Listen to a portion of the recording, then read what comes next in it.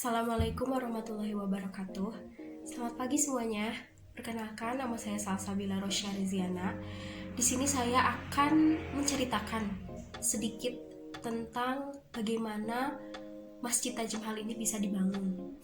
Sebelumnya, Masjid Taj Mahal ini merupakan salah satu bangunan yang paling spektakuler di India. Ia pun juga megah, sehingga pada tahun 1983 UNESCO menetapkan Taj Mahal ini sebagai salah satu warisan dunia. Taj Mahal merupakan bangunan yang dibangun oleh Shah Jahan.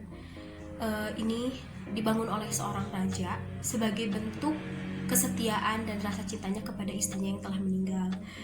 Istrinya ini, Mumtaz Mahal, meninggal karena setelah melahirkan anak mereka yang ke-14, sehingga Shah Jahan ini merasa terpukul karena kehilangan istri tercintanya, sehingga sebagai bentuk rasa cinta dan rasa setia kepada istri tersayangnya ini dibangunlah Masjid Taj Mahal. Lalu Masjid Taj Mahal ini memiliki luas sekitar 43 hektar dengan tinggi kubah 73 meter dan juga dihiasi oleh kaligrafi Arab, ada emas, ada berlian, dan yang lain sebagainya. Sehingga pembangunan masjid ini membutuhkan waktu sekitar 20 sampai 22 tahun dengan bantuan 20.000 orang pekerja, di mana pekerja ini berasal dari orang India sendiri, dari orang Persia, dari orang Eropa, lalu juga ada dari Kekaisaran Ottoman di Turki. Selain dibantu oleh 20.000 tenaga kerja, uniknya, pembangunan Taj Mahal ini pun dibantu oleh 1000 gajah, di mana gajah ini berperan sebagai pengangkut bahan bangunan yang tidak bisa dibawa oleh manusia. Jadi sinkron ya antara tenaga kerja manusia dan juga gajahnya itu sendiri, sehingga pembangunannya pun cukup lama karena cukup luas. Tetapi sayangnya Shah Jahan sendiri tidak bisa melihat kemegahan Taj Mahal di akhir hayatnya. Akibat dari perebutan kekuasaan, Shah Jahan dipenjarakan oleh anaknya sendiri, yaitu Aurangzeb, di benteng Agra. Sehingga di akhir hayatnya ini, Shah Jahan hanya bisa melihat kemegahan Taj Mahal yang ia bangun untuk istrinya dari celah penjara. Sekian dari saya. Wassalamualaikum warahmatullahi wabarakatuh.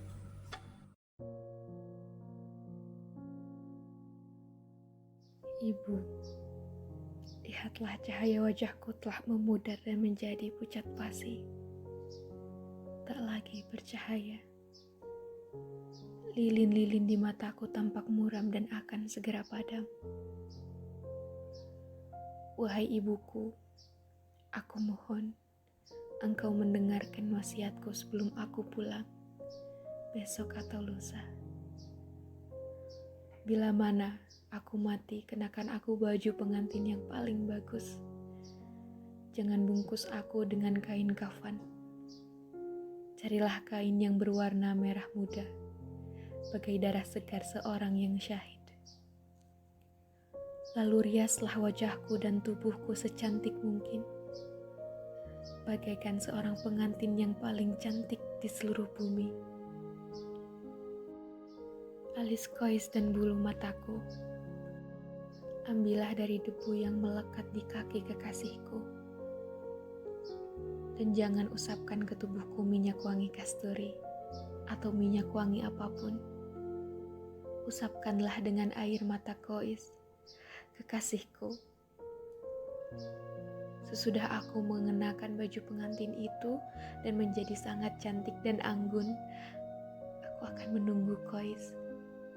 Sang pengembara yang luka itu akan datang. Wahai ibu, katakan kepada pengembara yang selalu diliputi kesengsaraan itu, semua sudah selesai. Laila, sahabatnya dalam kesedihan itu, sekarang sudah tiada. Ia telah bebas dari belenggu duniawi. Hatinya hanya diberikan kepadamu, dan dia mati untukmu. Cinta telah menyatu dalam kehidupan yang ia jalani. Cahaya cinta itu begitu murni. sehingga tak ada kebahagiaan lain yang dia ketahui selain menyebut namamu.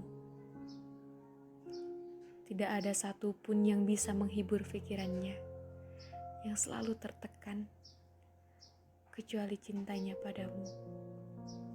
Dan dengan cinta itu, jiwanya yang lembut telah pulang ke alam keabadian. Semua berkahnya hanya untukmu. Assalamualaikum warahmatullahi wabarakatuh. My name is Salma Kamilia Hamidah, and this time I want to read a poem by Jalaluddin Rumi called Rumi the Hidden Music, translated by Maria Mafi and Azima Melita Colin. Rumi the Hidden Music. My heart sits only with those who know and understand you. Sit only under a tree that is full of blossoms. In the bazaar of herbs and potions, don't wander aimlessly. Find yourself with a potion that is sweet. If you don't have a measure, people will rob you in no time. You will take counterfeit coins thinking they are real. Don't fill your bowl with food from every boiling pot you see. Not every joke is humorous, so don't search for meaning where there isn't one. Not every eye can see, not every sea is full of pearls. My heart sings the song of longing like nightingale. The sound of your voice casts a spell on every stone, on every thorn. First, lay down your head, then one by one, let go of all distractions. Embrace the light and let it guide you beyond the winds of desire. There you will find a spring and nourished by its sea waters. Like a tree you will bear fruit forever. Thank you so much for watching. Wassalamualaikum warahmatullahi wabarakatuh. Assalamualaikum warahmatullahi wabarakatuh. Nama saya Faisal Ramdhani. Saya akan mencoba untuk membacakan Maulid atau Diba Al-Barzanji yang berjudul Walamma Tamma Hamlah, karangan dari Syekh Ja'far Al-Barzanji. Bismillahirrahmanirrahim. Walamma tamma min hamlihi syahrani ala masyhuril aqwalil marwiyah, tuwfiya bil madinatil munawwarati Abu Abdullah wa kana qad ijtaza bi ahwalihi bani adim min ta'ifatin najjariyah wa makatha fihim syahran sakima yu'anuna sukmahu wa syakwa. Walamma tamma min hamlihi ala raj'i tis'atu ashhurin qamariyah wa ana lizzamani ayyan jaliyan husada.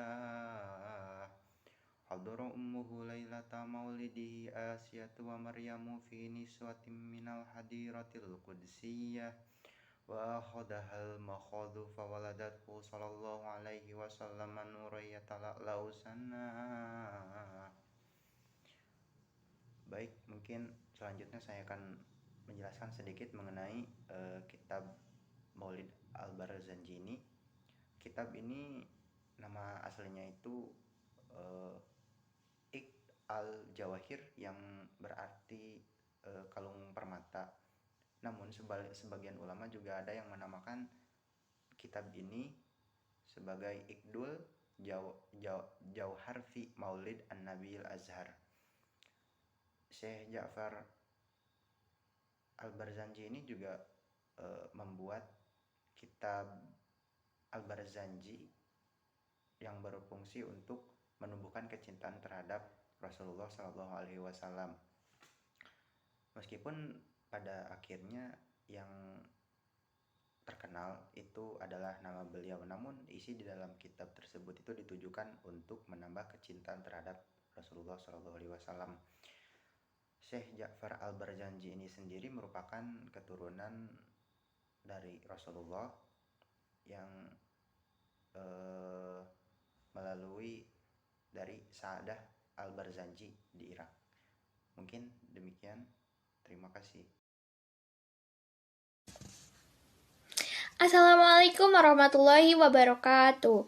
I'm Siti Raudatul Aziza from class 4F. I want to tell you about Sholawat Shifa or Tibil Qulub and sing it. There is no dove, that the amount of fadilah in prayer is because this practice is a direct command from Allah Ta'ala in the Quran. Of the many sentences of prayer, there is one that is special and has many virtues. This prayer is known as Sholawat Tibil Qulub or Sholawat Shifa, or another term, Sholawat Nuril Absar. As prayer in general has a virtue in the word, and hereafter, the Sholawat Tibil Qulub can treat and cure various diseases, both zahir, bodily, and mental health diseases. Allahumma salli wa sallim wa barik alaih. Allahumma sholli ala Sayyidina Muhammadin tibbil qulubi wa dawaiha wa afiyatil abdani wa shifaiha wa nuril absari wa diyaiha wa ala alihi wa sahbihi wassalim. Allahumma sholli ala Sayyidina Muhammadin tibbil qulubi wa dawaiha wa afiyatil abdani wa shifaiha wa nuril absari wa diyaiha wa ala alihi wa sahbihi wassalim. Allahumma salli wa sallim wa barik alaih. For the last, thank for your attentions. Sorry for my mistake. Wassalamualaikum warahmatullahi wabarakatuh. Bismillahirrahmanirrahim. Assalamualaikum warahmatullahi wabarakatuh. My name is Tasul Doni Wahdani. I am from F class, and on this occasion I will read the first article in the book of Maulid Al-Barjanji. Bismillahirrahmanirrahim. Al-jannatu wa na'imuha sa'udul lima yusalli wa yusallim wa yubarik alaih. Allahumma salli wa sallim wa barik alaih. Sallu alaih. Abtadi'ul imla bismidzatil aliyah mustadira faidul barakati ala ma nalahu wa aulah. Wa usanni bihamdi mawariduhu sa'iqatun haniyah mumtati'am minasyukril zamili matayah. Wa usalli wa usallimu ala nuril mawsyufi bitaqaddumi wal awaliyah al-mu'takili fil ghuraril karimati wal zibah. Wastamnihu Allahu ta'ala ridwanan yahussul itratat tahiratan nabawiyah wa ya'umu sahabata wal atba wa mawalah. Wastajadihi hidayatan lisuluki subuli wa dihatil zaliyah wa hifdham minal ghawayati fil khitatil khata'i wa hutah. Wansuru min kishatil maulidin nabiyyi burudan hisanan abqariyah nadimam minan nasabi syarifi ikdatu halal masyami'u bihulah. واستعينوا بحول الله وقوته القوية فإنه لا حول ولا قوة إلا بالله أطر اللهم قبره الكريم بأرف شديد من صلاة وتسليم اللهم صل وسلم وبارك عليه صلوا عليه. That's enough for me. Thank you for your attention. Thank you for watching. Assalamualaikum warahmatullahi wabarakatuh. Assalamualaikum warahmatullahi wabarakatuh. My name is Yasmin Gibda Lutfiyah, and right now I want to tell you a bit about Kalilah wa Dimnah. So, Kalilah wa Dimnah is a literary work of series of fables that was translated by Abdullah ibn al-Muqaffah from Persian language into Arabic.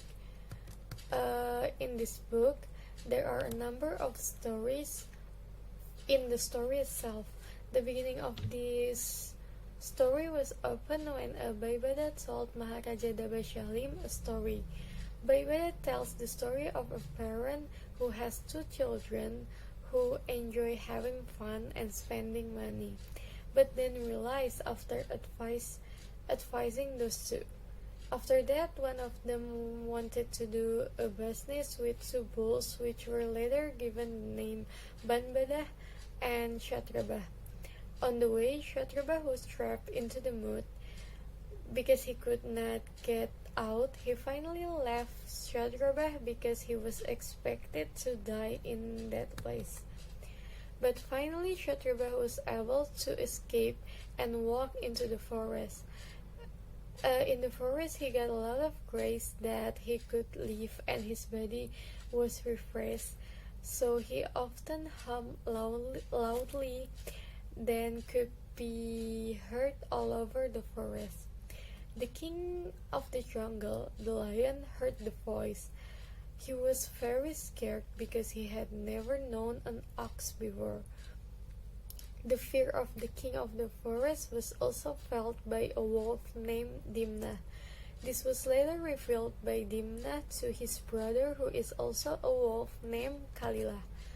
Because of his desire to become a noble person and close to king, Dimnah finally met the Lion King and asked about the anxiety that kept the Lion King from leaving his room for days. After knowing why, Dimnah finally headed to the search of the sound. Knowing that the sound came from a grass-eating animal, Dimnah turned back, but the king was still afraid, and Dimnah offered to take Shatrabah to the Lion King. Dimnah also persuaded Shatrabah to come before the king. After guaranteeing Shatrabah's safety, finally Shatrabah agreed, and in the end, between the king and Shatrabah, they became close, and Shatrabah became the confidant of the king of the forest. Seeing this, Dimnah was jealous and planned bad things for both of them. He then slandered the two of them about to kill each other. The slander also succeeded in making the two intimates finally quarreled until Shatrabah died, but the king later regretted his action.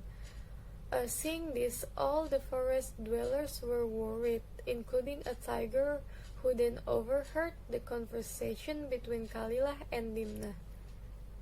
That's when they found out it was just a fabrication made by Dimnah. Hearing this, the tiger told the mother of the Lion King, and finally the mother told her son, the lion. The king was surprised to hear that and called Dimnah to stand trial. Because of his cleverness, Dimnah was able to deny all charges even though he was still imprisoned first.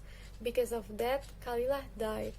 But in the end, Dimnah could be sentenced to death by the king of the forest. That's the end of the story. Thank you for listening. Wassalamualaikum warahmatullahi wabarakatuh.